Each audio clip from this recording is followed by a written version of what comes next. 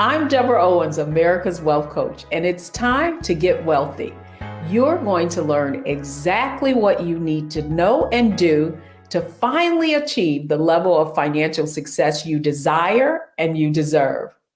Black women entrepreneurs are becoming entrepreneurs at a fast rate. In fact, the Harvard Business Review recently did a study and found that Black women are starting businesses 4 times the rate of white males. Now, making the leap from employee to owner really takes a lot of courage, but also you no longer have the benefit of those cushy benefit plans. So, if you're taking the leap into business ownership, how do you make sure that you can create those same types of benefits as a business owner? Well, today you're going to meet someone who is the CEO of a multi-million dollar corporation and made sure that not only she knew how to take ownership of her financial success, but also that her employees did too. So don't go anywhere, folks, because it's time to get wealthy.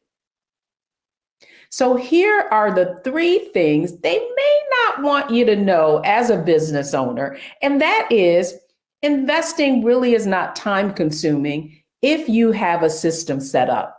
And investing in your employees brings the greatest returns. And also, you cannot just delegate your finances. You have to be able to monitor your investment advisor's performance as well. And so today we're going to meet someone, Laurie Sales, a CEO of a multi-million dollar corporation. But she had to learn to make the shift from an employee to an owner and make sure that she was able to create the benefits that she had as an employee for herself and also her employees. She had to make sure that she increased her financial acumen. And although she became a business owner, she needed to make sure that her money was growing and that she was earning the kinds of returns that she should and securing her financial future. And I want to welcome Laurie Sales to Get Wealthy today. So Laurie, thank you for joining us on Get Wealthy. Hi, I'm so happy to be here and quite honored. Thank you so much, Deborah, for all that you do for us that are determined to make a difference in our communities with ourselves and with our families and friends. So thank you for all of that.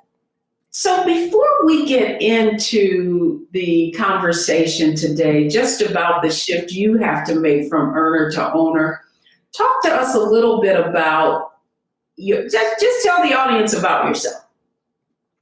Well, my name is Laurie Sales. I am the president and CEO of Civility Management Solutions, and it has opened up the doors to me to become an investor as well as a serial entrepreneur. The company I'm working and overseeing at 100%, we do government contracting. And of course, when you're dealing with the federal government with $1 trillion budget, then the sky's the limit. It's a lot of hard work, it's diligent work, but nonetheless, we are a growing company and we've made it on the Inc. 5000 list now twice and looking forward to continuing to be on it as we continue to grow into being up to a mid-tier size company, which is about 400 or 500 employees. That's my goal and that's my intention. Wow, I can't imagine, and I'm sure our audience is saying, whoa, your goal is to get to 400 to 500 employees. And that is a lot of responsibility. However, yes. I would love for you to share with the audience, you didn't start as a CEO. What did you do before starting your business? Well, I am born and raised out of Chicago, Illinois. I grew up with a low-income family, working father, and a mother that was a housewife, but we lived in the projects. And so my father being a World War II veteran, my mom decided to do what she's supposed to do, and that was find a way for us to become homeowners. So we got into a home through the VA loan process. And so after that, I started modeling professionally, and I was, going through high school, focused on making money instead of studying because I didn't see the sense of college, and my parents didn't have it. I just always thought about my survival. So I've always been a young lady, been involved with making money, including babysitting and selling candy from the house. Anything I can do to have my own pocket money so I can go to movies, go skating when I chose to go, not like mom and daddy can't afford to let me go, right? That was my mindset then. And then I joined the United States Marine Corps after I graduated from high school and spent about a year in college. And that really just took my life a whole different level. People are like, Laurie used to model, now she's in the Marine Corps. It's like, we don't really get the synergy here. Well, I got a pretty strong personality. I wanted more out of life. I wasn't happy with some of the ways and things that I got myself attached to in the city of Chicago. And I wanted to find my way out of that life as well as, getting out of my parents' home. And so the Marine Corps, 10 years I committed to, and it was the best thing for me. I was much a Marine, and as they say, once a Marine, always a Marine. Even though I've been out almost 30 years, I have to admit it's the truth. There are things about me that clearly, if you spend enough time around me, you kind of know I'm not the average girl in my communications and my thinking, but I have taken on many of the wonderful things from being in the Marine Corps. Leadership, of course, being numero uno, because they're great teachers of that. After that, I got out of here. I got out after 10 years, 7 years, and did 3 years reserves. But I wanted to be in corporate America. I didn't want to wear any more uniforms, Deborah. I was like, okay, I could be a police officer, of course. I'm a Marine, police officer, perfect. Any city, state would have wanted me. But I wanted to be a businesswoman. So I wanted to join that side of the house. So I started as a receptionist with a salary of $17,000. And when they made me the offer, I was excited. Yes, where do I sign? Even the man across from me, the recruiter, he was like, ma'am, are you sure this is going to be like, exactly what you need, the money that you need? Yes, yes, and yes. Thank you so much for this opportunity. Where do I sign? Had no idea about negotiating, because in the military, guess what you don't get to do? You do not negotiate. You do what they tell you to do, or you do what I tell you to do, whatever rank structure may be working within. But negotiating is not something that the Marine Corps taught me. So I joined into the civilian world as a receptionist. Then after receptionist, I became a secretary, which was in that era of the secretaries, which was the 80s. And then after that, I became an admin assistant. And finally, I became an executive assistant, supporting the president and CEOs of companies. And I worked my way up into a financial position where I could at least become a homeowner. And then I became an operations director, and then I became a program manager. And finally, I think it's time for some change. Well, let me just say this. I never made six figures working for anybody. My tax returns prove it. So you've talked a little bit about your the fact that you have been a Marine, and I mean that was just amazing. I want to get into your mindset, and you gave us a little insight into that around your parents really wanting you to be successful, but you yourself saying, "Well, I know that I should go to college." Give us a sense of what your mindset and beliefs were before you became a business owner, what your mindsets and beliefs were about money. Well, I understood that I needed to take care of myself. My parents allowed me to operate as an independent young lady, even when I was a child.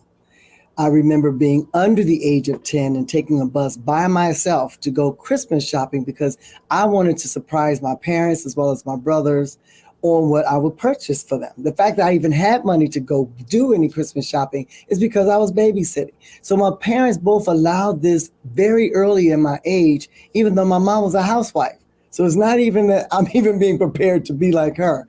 And so I've always made my own money, and I've always had some type of hustle. I'm from Chicago. I've always had some means of doing that. So once I actually got to this level, before I entered into Civility Management Solutions, I got a chance to peek into federal government contracting with two employers that had hired me. And the owners were African American. And I'm thinking, what is this? What is this? And when I investigated and found out, this was the wealth transfer. being in federal government contracting. And so now that I've had all these hustles, all these other things I did, even as a young adult, I had a boot camp program. I referred people to a health and wellness store, which I still shop with today, trying to keep my youth and my anti-aging stuff going on. I mean, okay, let's be clear about that part. So, I mean, I'm taking all those skills now and I'm bringing that entrepreneurial drive and grind that I've always had to Civility Management Solutions, where there is millions that I could make in making in revenue. I can offer out jobs. I mean, I can give people opportunities.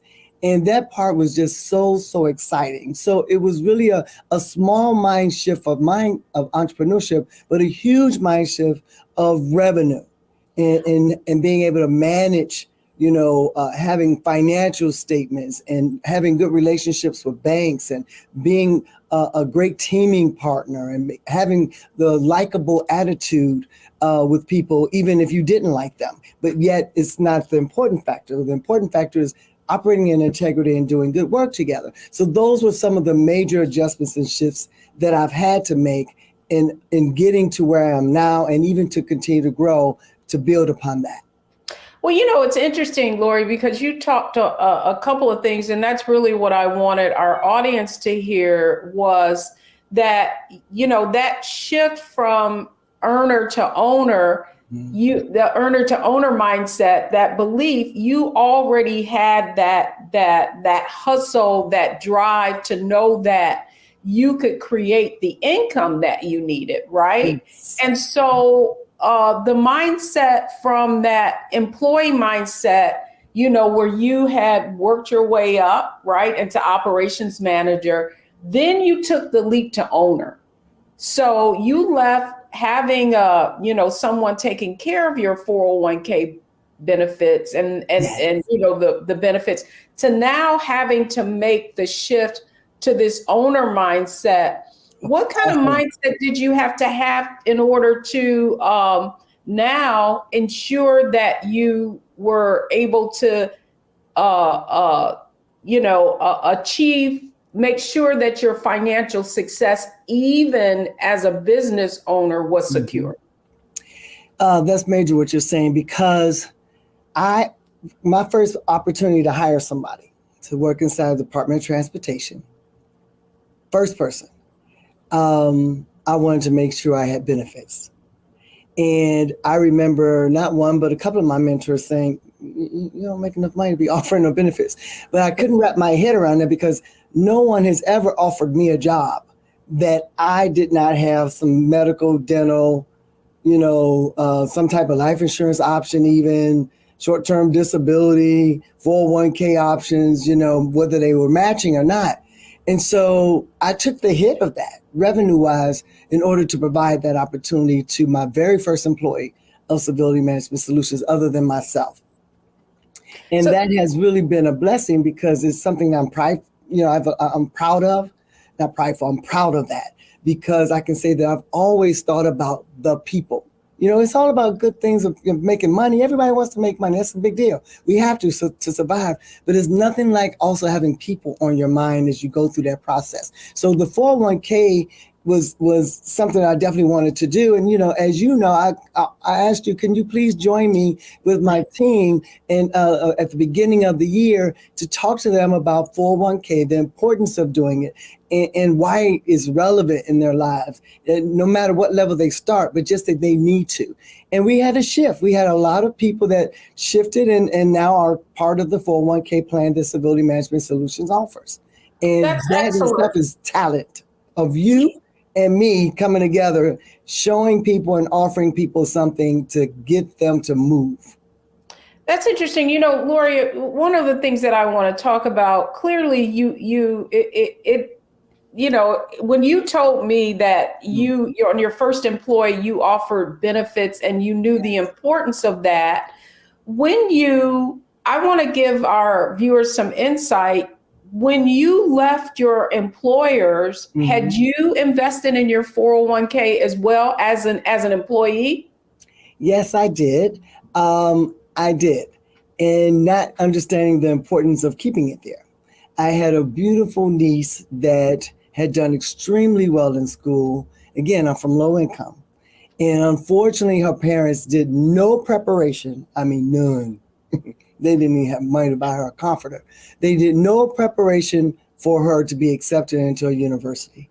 And I emptied out my 401k and contributed to her being able to go to school and get that experience right out of high school to be able to go to college, because that will be the first of my family to have that happen. She made some changes and routes in her life. I don't judge her for them, but she at least opened up the door of that opportunity. So yes, I'm familiar with having 401k. I even had transferred it from one job to another job, because that's what was necessary as I moved around.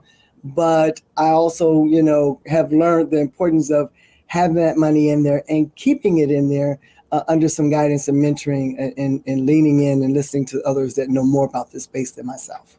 I love that. So when we come back, that's what I want to talk about is your strategy, right? So you had that employee mindset. You shifted to that owner mindset, and it certainly it wasn't a big leap for you. The fact that you were able to understand that offering the same benefits that you would have wanted as an employee to your employees was important. So when we come back, I want to talk with you a little bit about your strategy. Yes, you emptied out your 401k, but you eventually understood the necessity to grow a 401k, and then once you got into your business, to create that for your employees. So when we come back, we're going to talk a little bit about the strategies that you have used as a business owner to really take ownership of your financial success.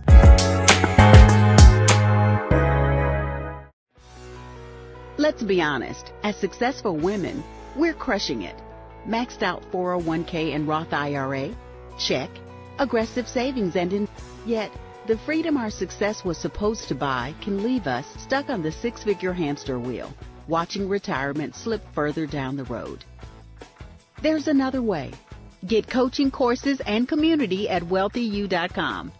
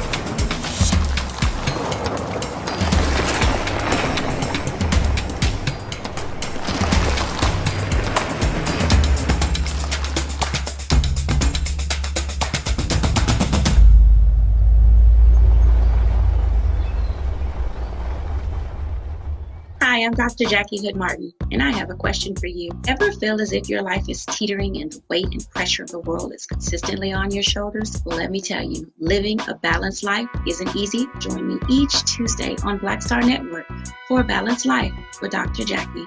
We'll laugh together, cry together, pull ourselves together, and cheer each other on. So join me for new shows each Tuesday on Black Star Network, A Balanced Life with Dr. Jackie.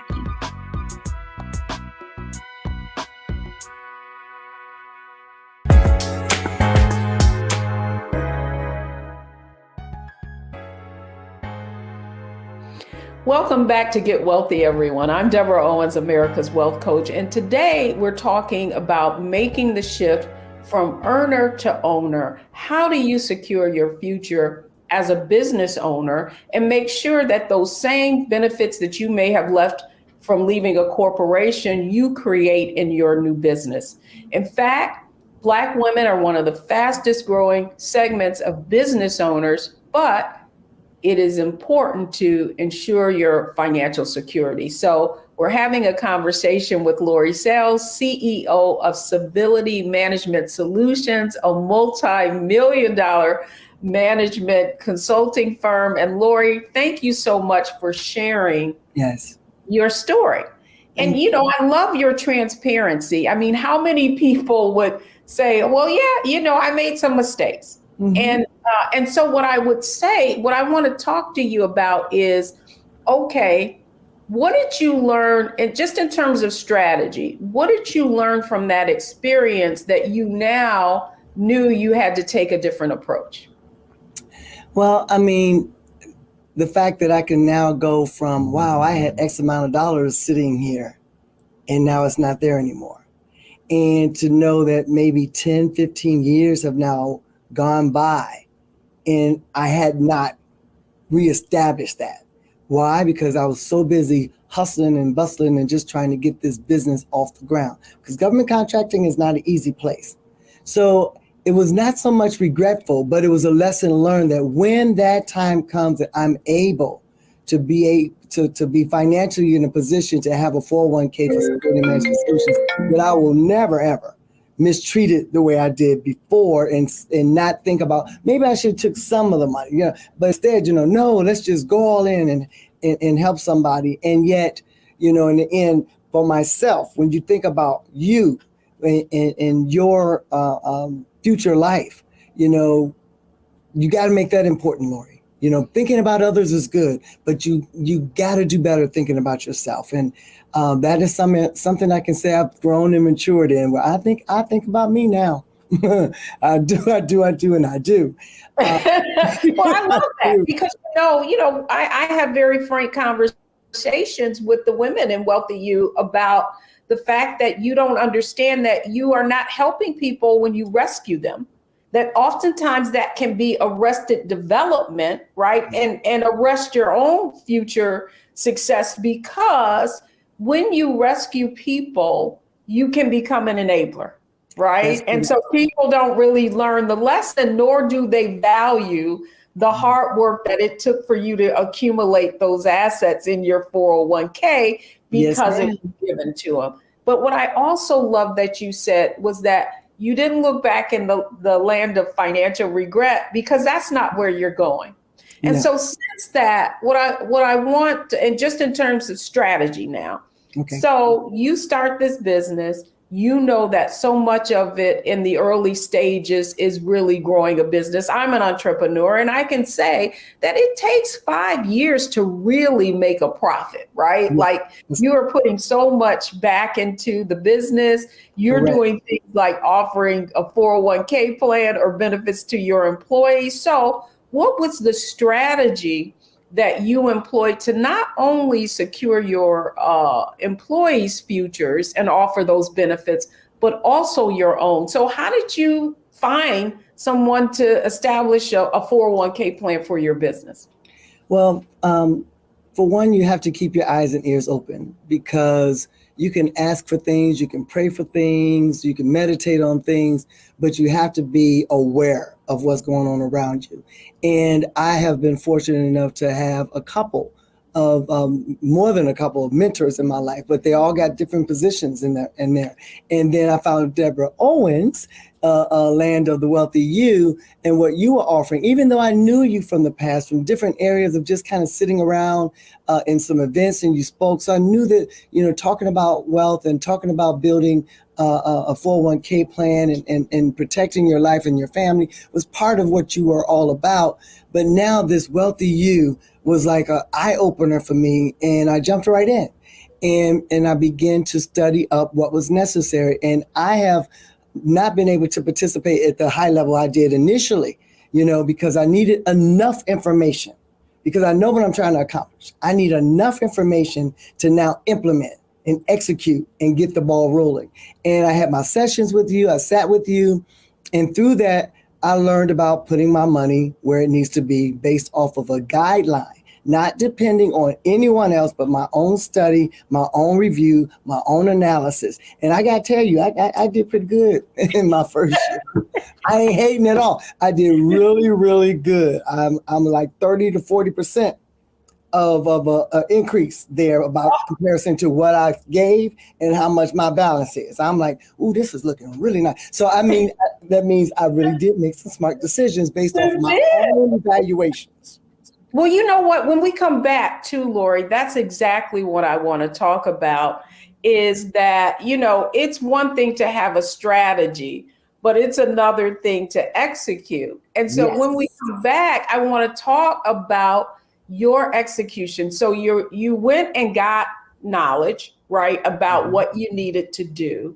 And when we come back, I want to talk a little bit about how you executed on your strategies of really accelerating your financial growth and achieving that type of performance. I mean, you just made my heart sing just talking about what you actually accomplished. So when we come back, we're going to get right into strategy. So, folks, mindset. I'm sorry, we're going to get right back into execution. Mindset. She talked about how, as a young girl, she learned how to make money from babysitting and taking ownership of her success. And then her strategy, just really understanding that not only she had an advantage in offering those benefits to her employees, but also for herself. So don't go anywhere. We'll be right back.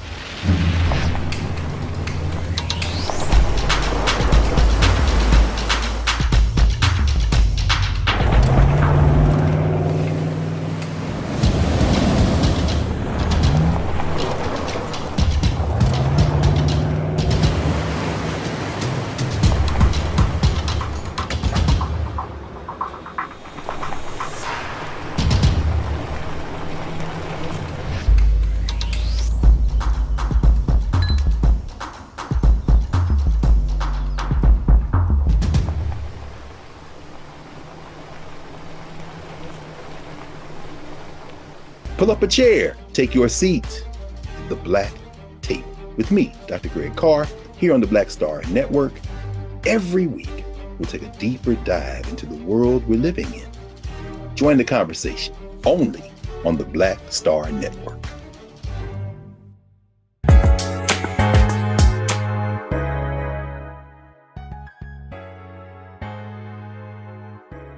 Welcome back, everyone. I'm Deborah Owens, America's Wealth Coach, and it's time to get wealthy. So we've talked about mindset, we've talked about strategy, and now we're going to talk about execution. So Laurie, you shared some phenomenal results, but it's one thing to get those results.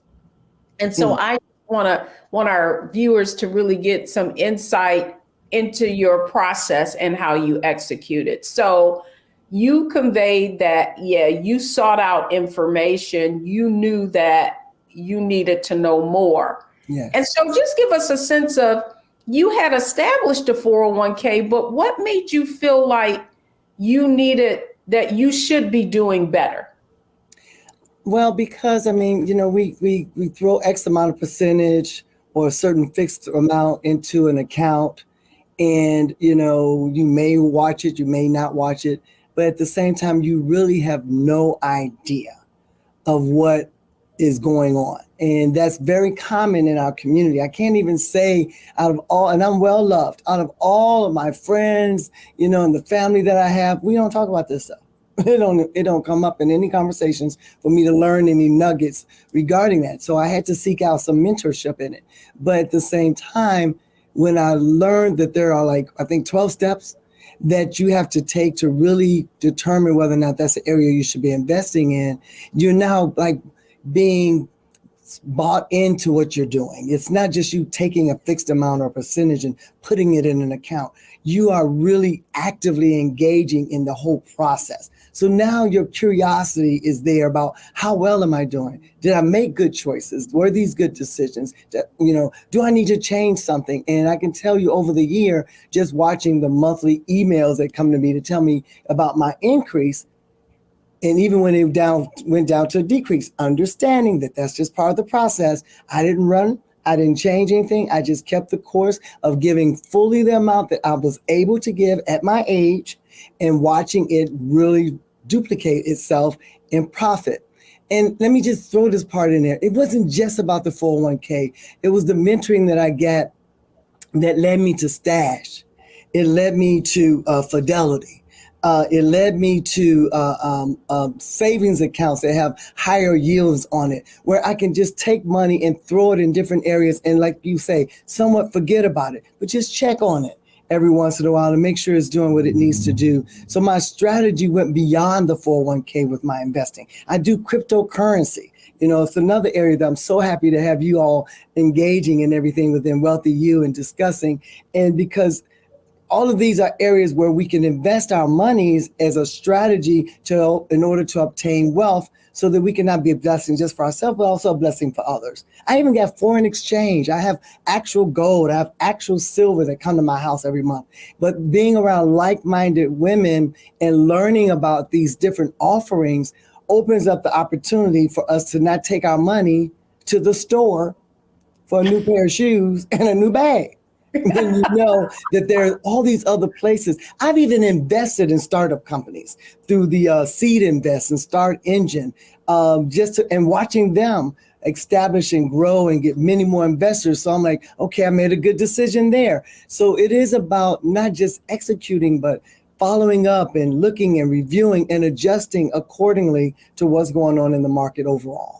I love it. And because here's the other point that why I wanted to have this conversation with you, Laurie, because I think that so often women or people at your level who have established businesses, and you're a CEO, and the thing that I hear most often about why people feel like they can't make the investment you did in increasing your knowledge, financial acumen, learning how to analyze and research your portfolio, is they don't have enough time. So just in terms of strategy, talk to us a little bit about what is your process for staying on top of things, even though I know you travel all over the world, you do a lot of things, right? So what's your process for time management of your investments and portfolio? You know, a lot of churches have been just so happy that Zoom and virtuals are available to us before COVID hit and allowed us to have access. Well, the same would apply when it comes to me building my financial acumen. I am so grateful that people are recording stuff. And now I have the advantage to go back and look and listen at my convenience, because I'm not always available and accessible. But I don't spend, and I say I don't spend time in front of the television looking at reality shows. That's what I don't do. Don't ask me who's on television. Don't ask me about who winning in what sports, because I tell you, Deborah, my attitude is this. None of them football players have sent me a check. So why would I spend hours in front of the television looking at them make their money? I'm not doing that. I ain't got time for that. So I spend my time with listening and replaying stuff so that I can keep myself abreast of what's going on. Because many times what I hear about you is after the fact. It's not while it's live, but because it's recorded, it's live for me. Oh, I love that. I love that. You know, and that's the whole point, that you make time for those things that you feel are important. So we talked about, you know, mindset, and you're shifting from this employee to owner mindset, and having mentors and strategy, you know, just how you were able to establish those 401ks for your family, for your employees. And then finally, you know, just the strategy, you know, how you have these different investments in different places, and you know how to maximize your return. If you could leave our audience with anything today, what words would you give to women who are really busy and feel like, you know, perhaps this is too complicated for them to comprehend and execute on? You know, write the vision, make it plain, right? Everyone should have some type of vision board and or some type of business plan of their life. It doesn't even have to be for a business. But you need to really forecast in your head, meditate on where you see your life going, how you want your life to end, the things you want to do, and backtrack that and make sure that now the priorities is to make sure you get there, because it's not going to happen because you thought about it. You know, you have to do some work. You have to make the effort, and you might find out that there's a true passion for some things that you never imagined was a part of who you are, just because, you know, you might get into this space. Like, I love this idea of real estate. That's another area I'm investing in. I've established an LLC just for the real estate growth that my company, not my company, that company can accumulate with me being at the helm. But I got a team of people, you know, being around like-minded people. You know, I say it and I'm gonna say it now.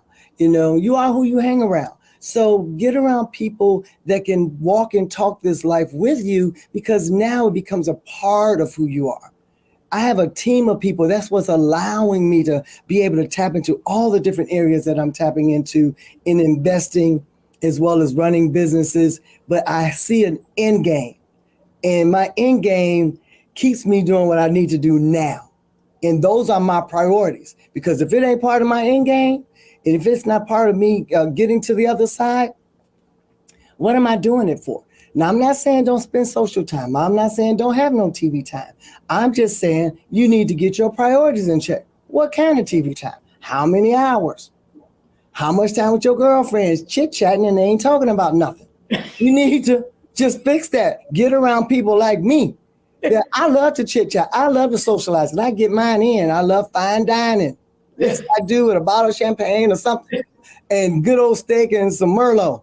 But at the table, we talking about something that's good, and or I'm feeding myself through my headphones while I'm having my dinner. Some people, I know they like, that girl sitting over there all by herself, but I'm engaged. I'm sitting there with wealthy you in front of me while I'm enjoying my steak. What?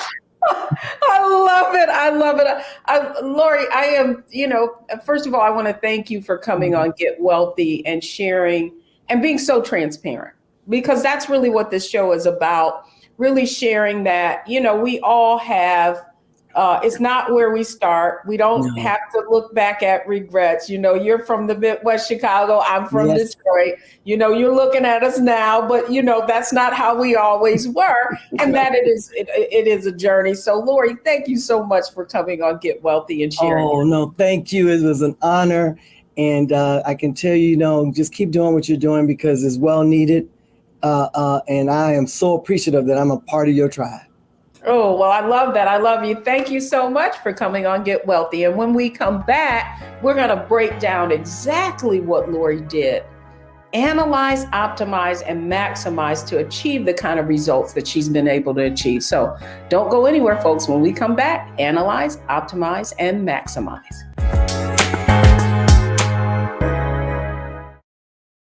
I'm Deborah Owens, America's Wealth Coach, and my new show, Get Wealthy, focuses on the things that your financial advisor and bank isn't telling you, but you absolutely need to know.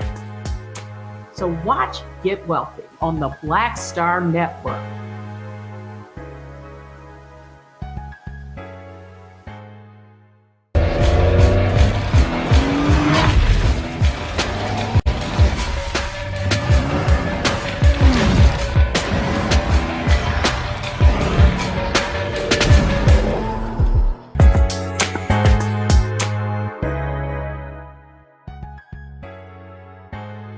I'm Deborah Owens, America's Wealth Coach, and we've been getting wealthy. Amazing, amazing story.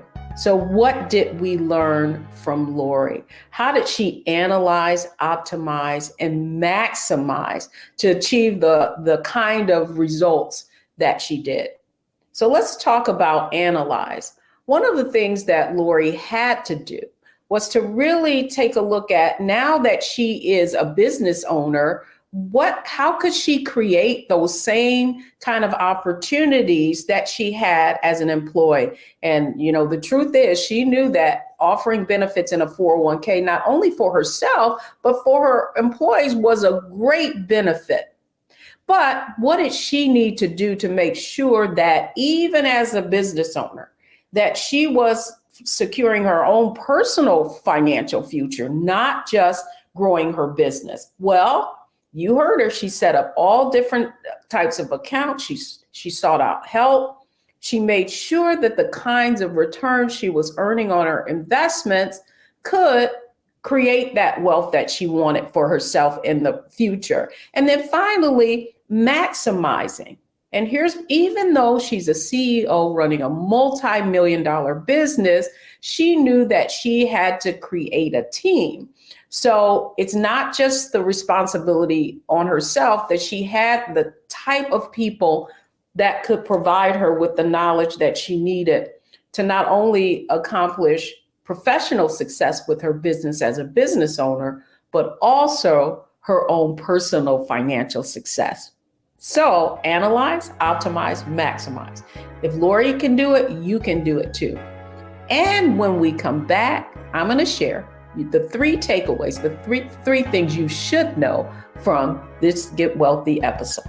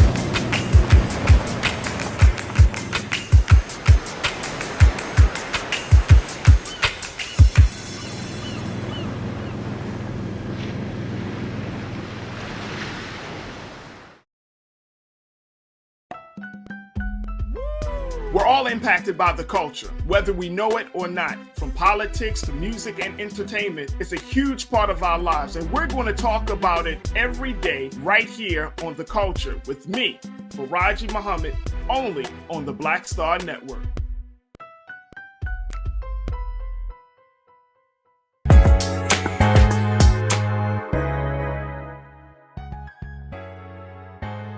Welcome back, everyone. I'm Deborah Owens, America's Wealth Coach, and it's time to get wealthy. Hopefully, you've gotten some insight on how you can get wealthier. So here are the 3 things you need to know from today's show. And I think Laurie said it. And the fact is, you have to become the CEO of your finances. You have to make your finances a priority and really learn how to grow wealth and increase your financial acumen. And you want to make sure that if you are an employee, that you're taking advantage of all the kind of financial wellness programs that your employer may provide. And then finally, in order to really achieve financial success, whether you're a business owner or an employee, you've got to create a wealthy system and make it systematic and make sure that you're contributing to all your plans and that you have an account set up for every one of your goals. Because if you do that, you're going to achieve the level of financial success you desire and you deserve. I'm Deborah Owens, America's Wealth Coach. Thanks for joining me on Get Wealthy.